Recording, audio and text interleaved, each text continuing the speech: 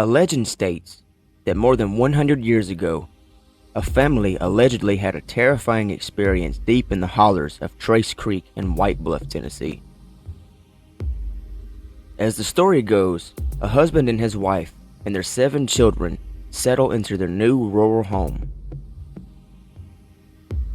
But they endure countless restless nights of hearing blood-curdling screams and howling coming from the forest surrounding the home. Night after night, the family endures this nuisance, until finally, the husband grew tired of this, grabbed his gun, and set out into the woods in search of these sounds. As the story goes, he realizes that he is now hearing screams coming from his home.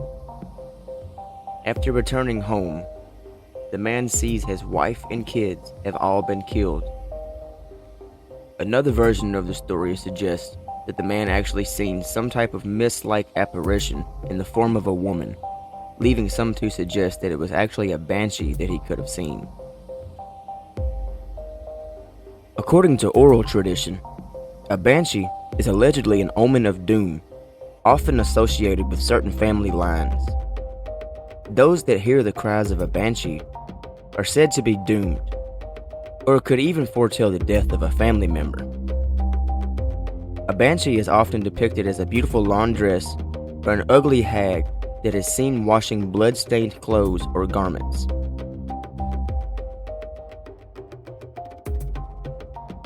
Some have even said, in an even different version of the story, the man seen some kind of white-haired creature, and others have gone as far as suggesting that what he actually encountered was mountain lions. This story, just like the next one that I'm going to share with you, is really frustrating because I couldn't find any facts to back any of this up. But the locals around the area have claimed to have either seen or heard this screamer. What are your thoughts on this?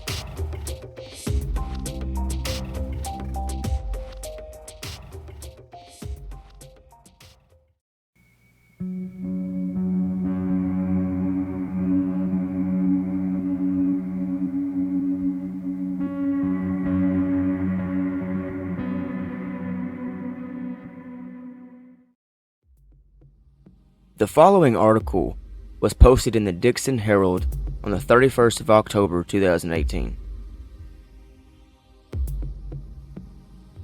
In the late 1860s, a circus train derailed along the railroad track that skirts the southwest boundary of the present Montgomery Bell State Park. Several circus animals escaped, including 2 creatures touted as the Wolfman of Borneo. All the animals were recovered, except the Wolfman.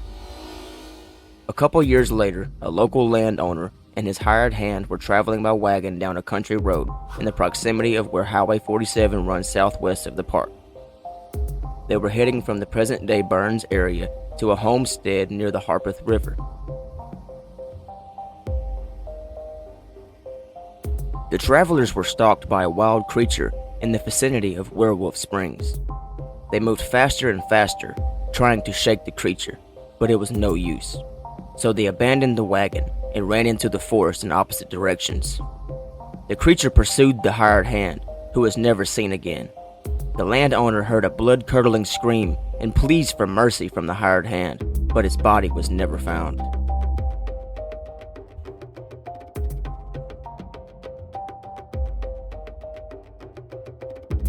Following this incident, a posse gathered to find and kill the beast. They headed to a clearing near the springs, where it appeared a predator frequently hunted. They tethered a goat in the middle of the clearing and broke off in pairs surrounding the goat and under cover. A Sasquatch-like creature entered the clearing and headed straight for the goat. The men fired at the creature and then lit their lanterns to see if it was dead. The creature and the goat had vanished, along with 2 members of the posse.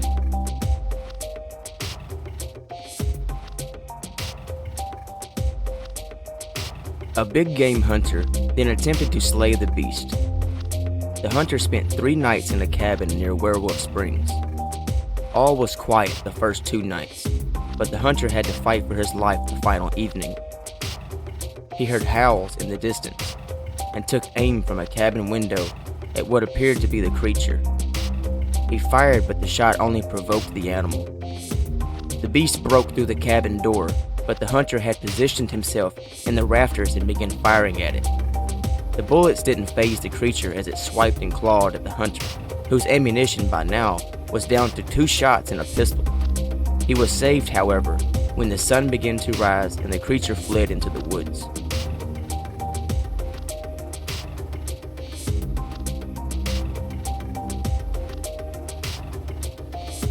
I couldn't find very much evidence of any of these accounts, but I did find evidence of a couple of circus actors that once performed for P.T. Barnum back in the day, around this time, but they were known as the Wild Men of Borneo, or Hiram and Barney Davis. They are both buried in Ohio.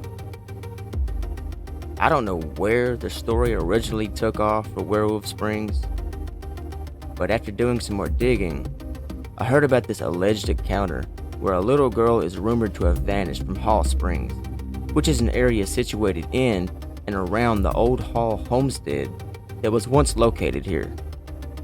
This area is located on a hiking trail inside of Montgomery Bell State Park. As the rumor goes, the girl's body was allegedly found in a cave somewhere in the park, along with other animal bones. Of course, I couldn't find any proof of this. Which leads me to ask myself, do these things even happen at all?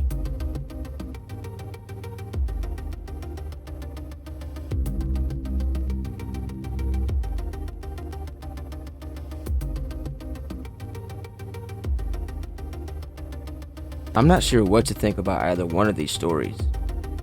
The reason that I included them both into the same video is because of the close proximity of the two. With the town of White Bluff not being that far from Burns, or even Montgomery Bell State Park. Is it possible that these two stories could in some way be related? I'm not sure, and to be honest, I'm not sure if I believe any of it. But I do truly believe that something happened to give rise to both of these stories. I am just retelling the stories, and I can leave you, the viewer, to draw your own conclusion. So what are your thoughts on these tales? Do you think they could be true? What do you think really happened? I would like to hear your input. Let me know in the comments what you think.